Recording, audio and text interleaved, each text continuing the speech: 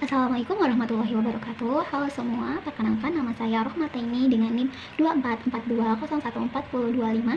Saya dari Program Studi Bimbingan dan Konseling Islam semester 4. Kali ini saya akan membuat video untuk memenuhi tugas dari mata kuliah Psikologi Pendidikan dengan dosen pengampu Bapak Muhammad Hasan Abdillah, SPSI, MPSI. Pada video kali ini saya akan membahas tentang materi perkembangan kognitif dan bahasa. Nah, materi ini membahas bagaimana kemampuan manusia berpikir dan kemampuan bahasa manusia berkembang sejak ia lahir hingga dewasa.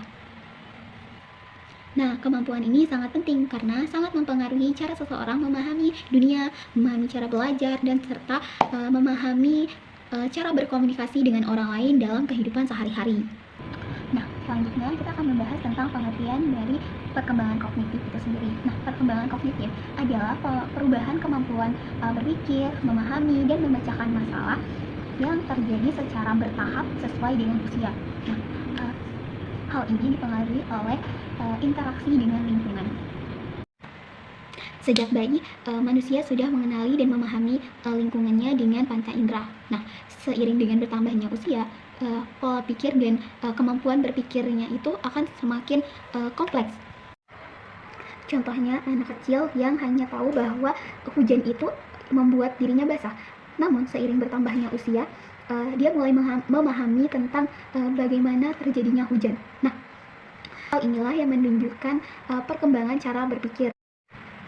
Nah, selanjutnya saya akan menjelaskan tentang teori perkembangan kognitif menurut Jean Piaget.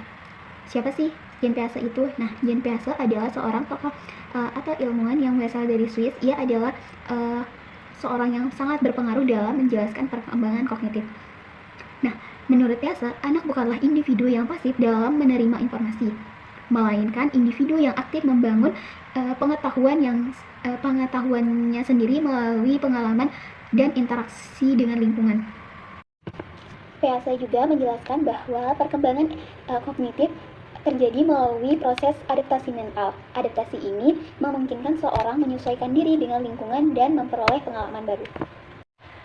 Nah, sebelum membahas tentang tahapan perkembangan, Piaget menjelaskan 4 konsep utama dalam proses berpikir anak, yaitu ada skema, asimilasi, akomodasi, dan ekolibrasi. Nah, yang pertama ada skema. Skema adalah struktur mental atau pola pengetahuan yang digunakan seseorang untuk memahami dunia. Nah, skema ini terbentuk dari pengalaman dan terus berkembang seiring bertambahnya pengetahuan. Contohnya seperti seorang anak yang mungkin memiliki skema bahwa semua hewan yang berkaki dua adalah ayam.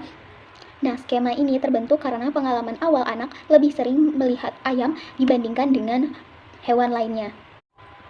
Yang kedua adalah asimilasi. Nah, asimilasi sendiri adalah proses memasukkan informasi baru ke dalam skema yang sudah ada. Nah, misalnya ketika anak melihat bebek untuk pertama kalinya, maka mungkin ia akan tetap menyebutkan ayam karena ia masih menggunakan skema lama yang ia miliki. Selanjutnya ada akomodasi. Akomodasi adalah proses menyesuaikan atau mengubah skema lama agar sesuai dengan skema atau informasi yang baru. Nah, ketika seorang anak sudah diberikan penjelasan tentang perbedaan antara bebek dan ayam, maka ia akan mulai memperbaiki skemanya. Dan kemudian dia akan mulai memahami bahwa semua hewan yang berkaki dua itu bukanlah ayam. Nah, yang terakhir ada ekolibrasi, di mana ekolibrasi adalah proses penyeimbang antara asimilasi dan akomodasi. Nah, dalam proses ini, seseorang akan mencapai pemahaman yang lebih stabil. Proses ini berlangsung terus-menerus sepanjang kehidupan, karena manusia akan selalu menghadapi informasi baru yang menuntut penyesuaian pemahaman.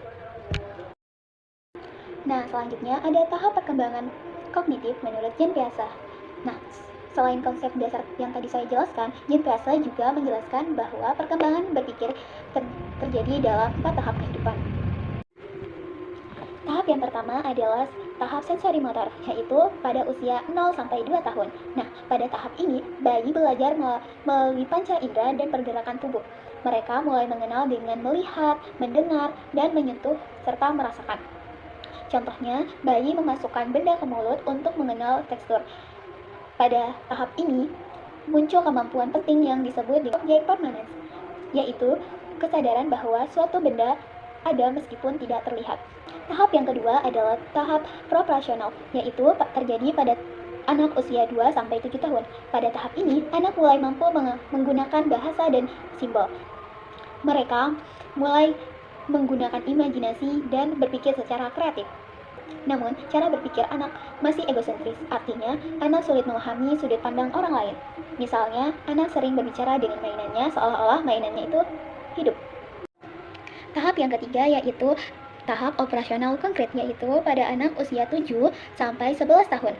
Pada tahap ini, anak mulai mampu berpikir logis, tetapi hanya pada hal yang nyata. Mereka mulai memahami konsep sebab akibat dan aturan sederhana. Contohnya, anak memahami bahwa jumlah air tetap sama meskipun dipindahkan ke wadah yang bentuknya berbeda. Nah, tahap yang terakhir adalah tahap operasional formal, yaitu terjadi pada anak usia 12 tahun ke atas. Nah, pada tahap ini, seorang sudah mampu berpikir secara abstrak dan sistematis.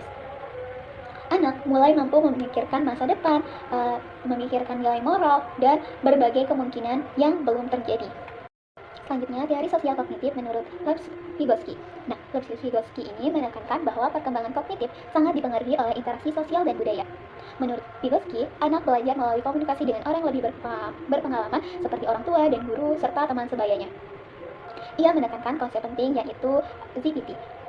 ZPT ini adalah jarak antara kemampuan yang dapat dilakukan anak sendiri dan kemampuan yang dapat dicapai dengan bantuan orang lain.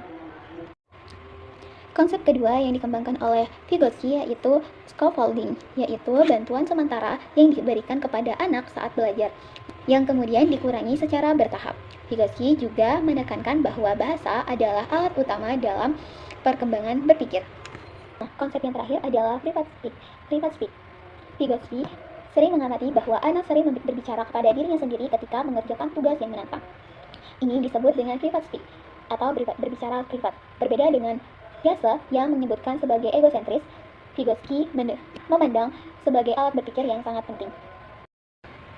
Nah, selanjutnya adalah perkembangan bahasa. Perkembangan bahasa adalah proses seorang belajar memahami dan menggunakan bahasa untuk berkomunikasi. Bahasa berkembang secara bertahap sejak bayi hingga dewasa. Selanjutnya adalah tahapan perkembangan bahasa.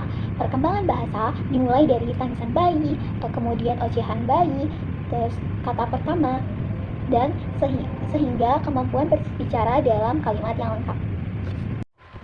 Nah, ada beberapa tahapan perkembangan bahasa pada anak.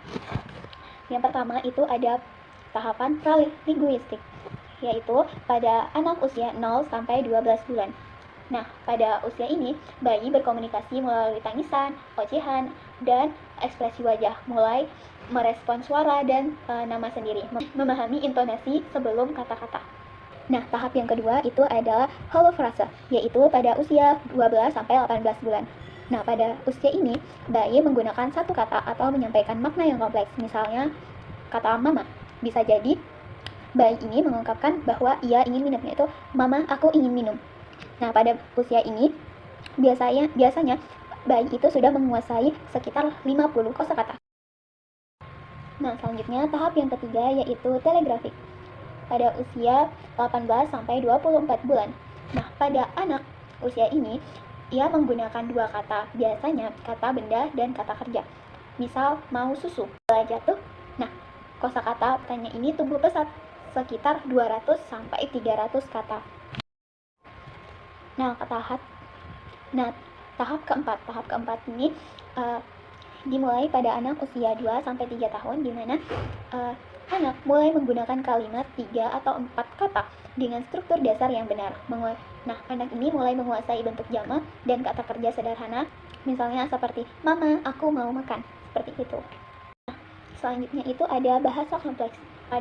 Ini terjadi pada anak usia 3-5 tahun.